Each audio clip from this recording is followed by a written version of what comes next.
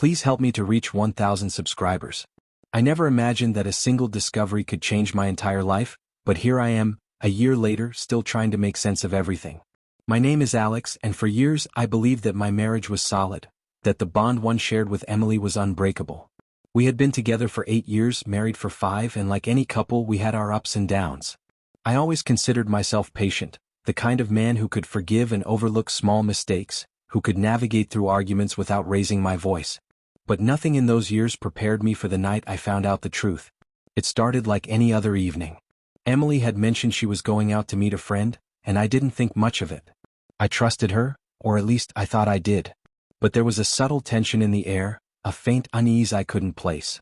Later that night I stumbled upon messages, innocent at first glance but quickly unraveling into a web of betrayal. Every word, every laugh, every promise she made, dissected by the realization that she had shared moments meant for me with someone else. The betrayal wasn't loud or dramatic, it was quiet, hidden in plain sight, but the weight was crushing. I remember sitting in the dark of our living room, staring at my phone, feeling like the floor had disappeared beneath me. I didn't yell, I didn't storm out.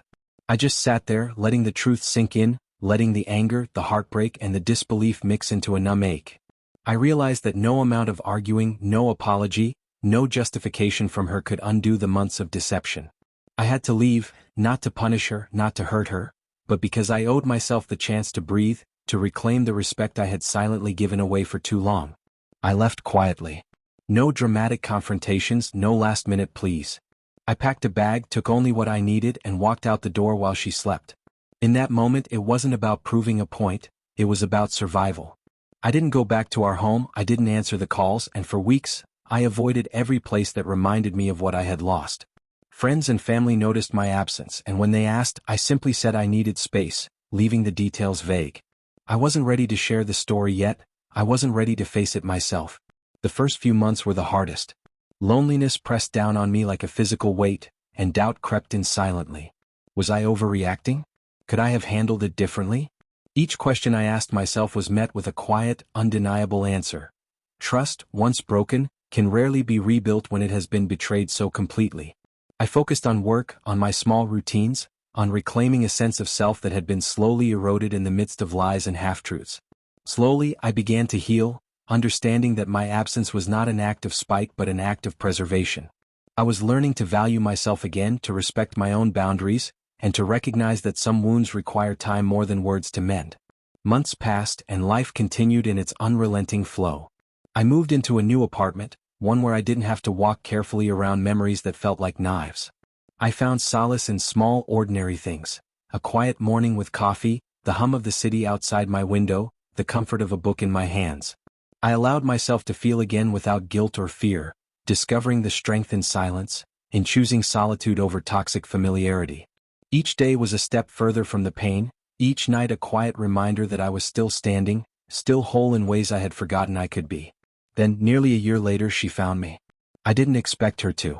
I had imagined 1,000 different scenarios, her moving on, her calling me to fight, her attempting to explain, but not this. She appeared at my door, hesitant, eyes soft with an emotion I couldn't immediately place. Fear? Regret? Or the fragile hope that I could forgive? I felt a strange mix of anger and disbelief. Seeing her again brought back the memories, the betrayal, and the quiet ache of the year spent piecing myself back together. Her words were measured, careful, almost rehearsed. She spoke of mistakes, of the loneliness she had felt, of the realization that what she lost was far greater than anything she had gained. I listened, letting her speak, observing the subtle changes in her demeanor, the way she avoided my gaze, the tremor in her voice when she admitted her fault. I wanted to feel something: anger, relief, closure, but instead I felt a quiet tension, a delicate balancing act between past pain and the possibility of what could come next. I know I can't change what I did, she said softly, but I want you to know that I regret it every day. Her words hung in the air, heavy with an honesty I wasn't sure I wanted to believe. For a moment, the room was silent, the weight of our shared history pressing down on us both. I felt the urge to speak, to ask the questions that had haunted my mind for months. Why, how could we ever repair this? But I didn't. I realized that some answers are not found in words but in actions, and that forgiveness, if it comes, must be earned, not demanded. She lingered, uncertain, as if waiting for a response, for a sign that I was willing to let the past go. But I had learned the value of my own boundaries, the necessity of protecting my heart from further harm. I looked at her, really looked at her, and for the first time, I saw not the woman I had loved, not the partner I had trusted, but a person capable of mistakes that had irrevocably changed the course of both our lives. I understood then that forgiveness was a choice, not an obligation, and that the right to reclaim my life had never been hers to demand.